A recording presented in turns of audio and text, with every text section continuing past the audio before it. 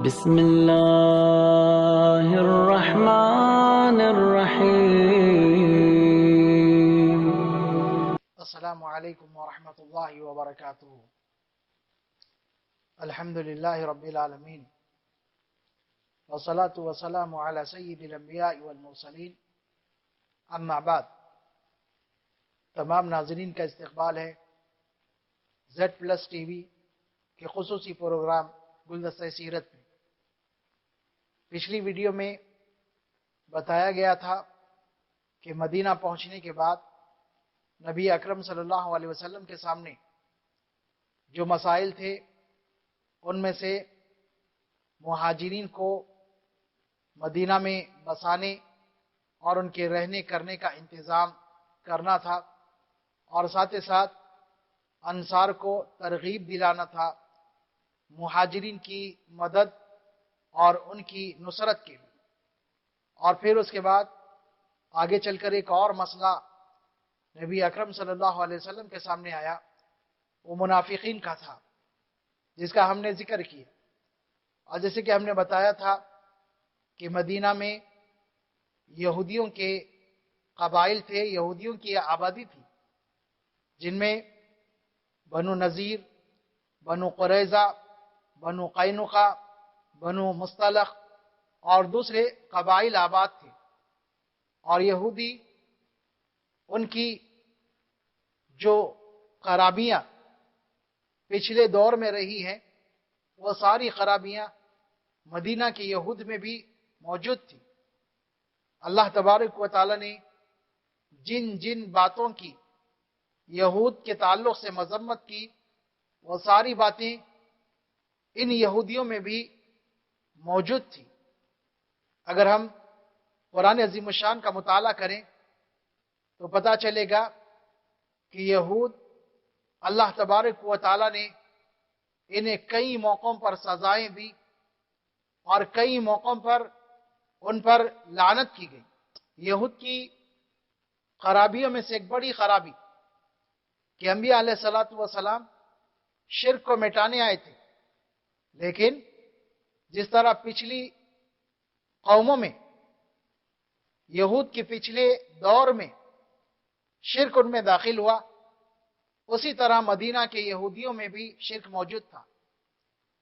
یہود بعض آسمانی کتابوں کا انکار کرتے تھے، یہودیوں نے بہت سارے نبیوں کو قتل کیا اور بہت ساری خرابیاں ان کے اندر موجود تھیں۔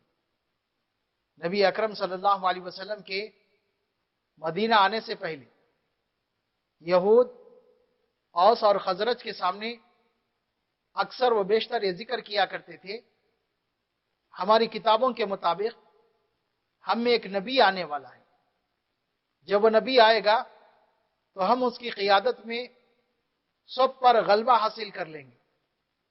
ان کا گمان تھا کہ اللہ تبارک و تعالی تمام انبیاء علیہ الصلوۃ والسلام کو اسحاق علیہ السلام کی اولاد میں روانہ کیا، تو آخری نبی بھی اسحاق علیہ السلام کی اولاد میں سے ہوں گے۔ لیکن ان کے اس گمان کے برخلاف اللہ تبارک و تعالی نے آخری نبی محمد اکرم صلی اللہ علیہ وسلم کو اسماعیل علیہ الصلوۃ والسلام کی اولاد میں روانہ کیا، تو اس وجہ سے وہ حسد کیا کرتے تھے اور غصے میں رہتے تھے کہ ہمارے نسل میں آخری نبی نہیں ہے، اس لیے انہوں نے آپ کو ماننے سے انکار کر دیا۔ منافقین میں کچھ یہودی بھی شامل تھے، وہ لوگ بھی اپنے اسلام کا اظہار کرتے تھے، لیکن بعد میں اسلام دشمنی پر اتر آتے تھے۔ مسلمانوں کو دھوکہ دینے کے لیے ان کے سامنے اپنے آپ کو مسلمان ظاہر کرتے، اور جب وہاں سے چلے جاتے تو مسلمانوں کے خلاف سازشیں کیا کرتے تھے۔ نبی اکرم صلی اللہ علیہ وسلم کے ساتھ بھی وہ گستاخی کیا کرتے تھے، کئی انبیاء کو وہ قتل کر چکے تھے، تو نبی اکرم صلی اللہ علیہ وسلم کو بھی قتل کرنے کی انہوں نے کئی دفعہ سازش کی۔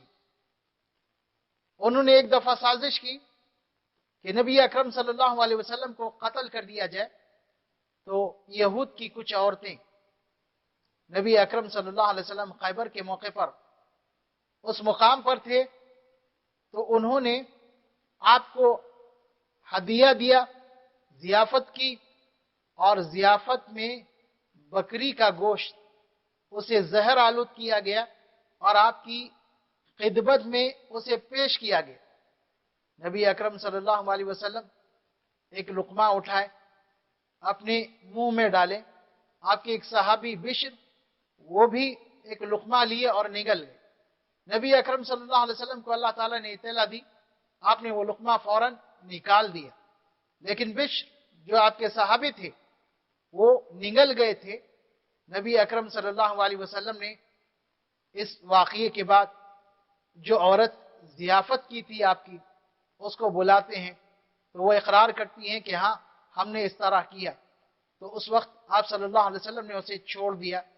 لیکن جو آپ کے ساتھی تھے، آپ کے صحابی تھے، وہ مسلسل بیمار رہنے لگے۔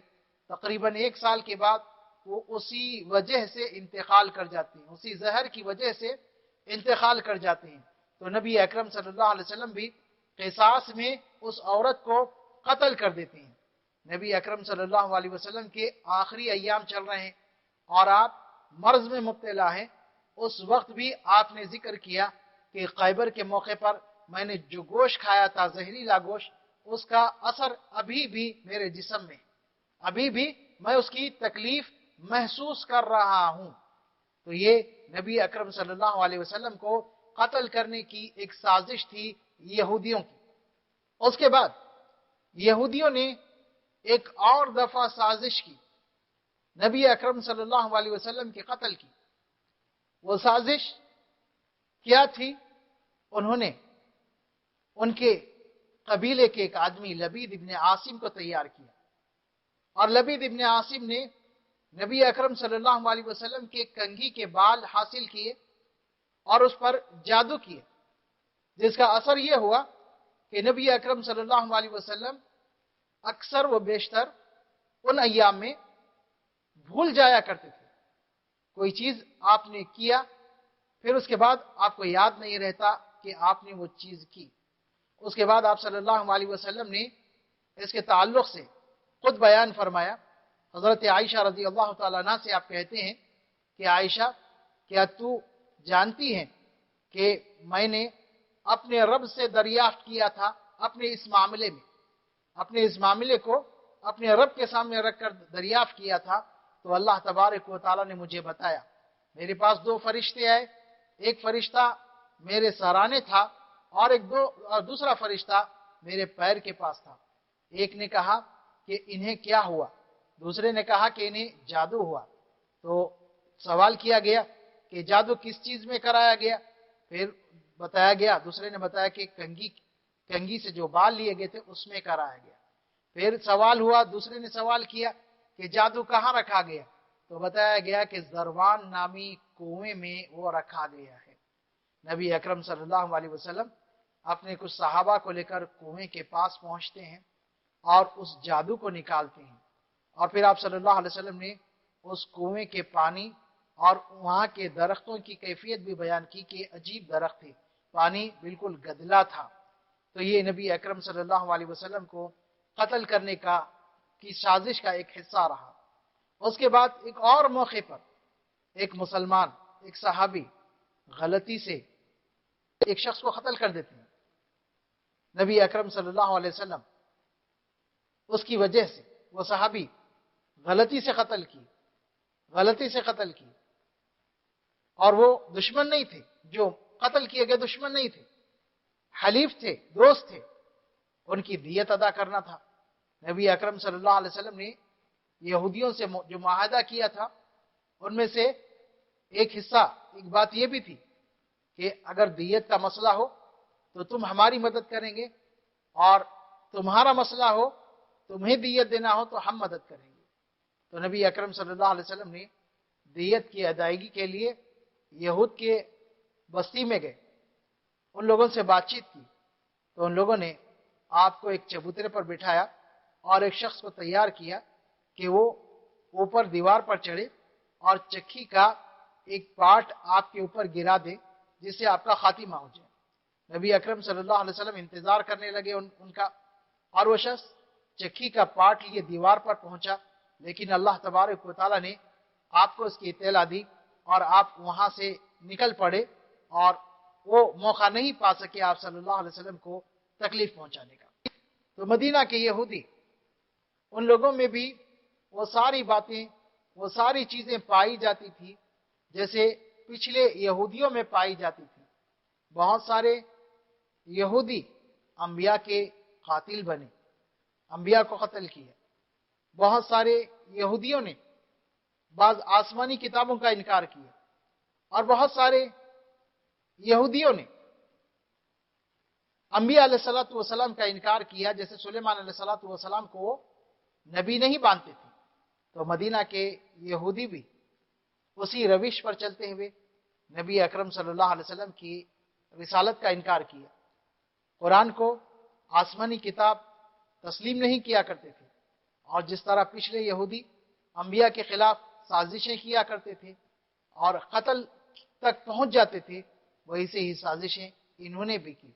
نبی اکرم صلی اللہ علیہ وسلم کے سامنے یہودیوں کا بھی ایک بڑا مسئلہ رہا۔ اس کے بعد مدینہ کے مزید حالات کیا ہوئے ہم آگے ویڈیو میں انشاءاللہ بیان کریں گے۔ اللہ تبارک و تعالیٰ میں عمل کی توفیق دے۔